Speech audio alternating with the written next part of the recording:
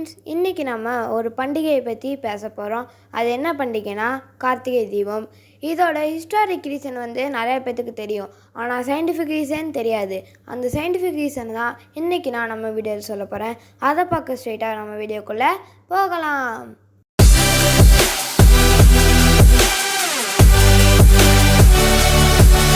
அதாவது இந்த சீசன், அதாவது இந்த கார்த்திகை மார்கழி சீசன் எல்லாமே பனியும் மழையும் சேர்ந்து வர காலம்.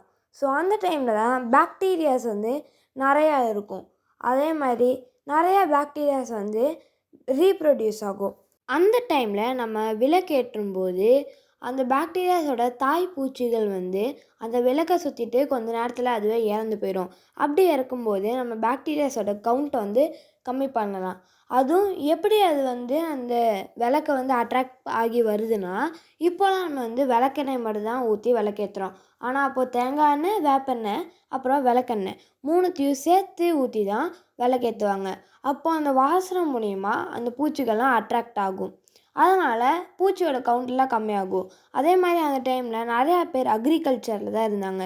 அப்போது அவங்களோட ஃபார்ம் அப்புறம் க்ராப்ஸ் எல்லாம் டேமேஜ் ஆகாமல் இருக்கிறதுக்கு இந்த இதை யூஸ் பண்ணாங்க. அதே மாதிரி ஏன் நம்ம எல்லா நாள்லேயுமே இதை விளக்கேற்றி வைக்க மாட்டோம், ஒன்லி பௌர்ணமி அன்னைக்கு மட்டும்தான் நம்ம விளக்கேற்றுறோம்னு கேட்டிங்கன்னா, அந்த டைமில் தான் நிலாவோட வெளிச்சம் அதிகமாக இருக்கும்.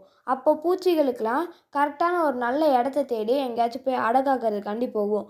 அந்த டைமில் தான் நிறையா கொசுகள் இருக்கும். அப்போது நம்ம இந்த மாதிரி விளக்கேற்றும் போது அந்த கொசுவெல்லாம் இறந்து போகும்.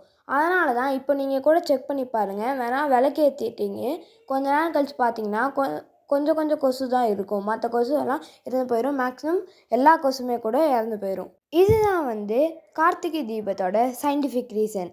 ஸோ இந்த வீடியோ உங்களுக்கு பிடிச்சிருக்குன்னு நினைக்கிறேன். இந்த வீடியோவை மறக்காமல் லைக், ஷேர் மற்றும் சப்ஸ்கிரைப் பண்ணிடுங்க. தேங்க்யூ ஃபார் வாட்சிங்.